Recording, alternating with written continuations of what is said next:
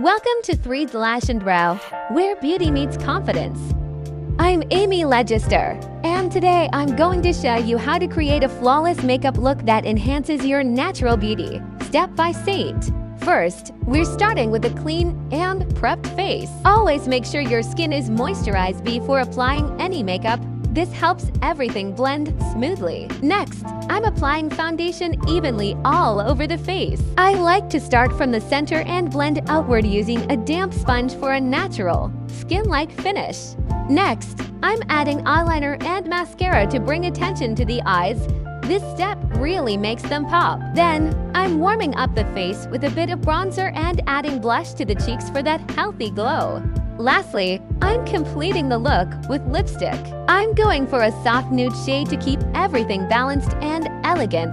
Outro. And there you have it, a simple, polished look that you can wear anywhere. If you love tutorials like this, don't forget to follow Threed's Lash and Brow for more beauty tips, classes, and inspiration. I'm Amy Ledgister. And remember, beauty starts with confidence.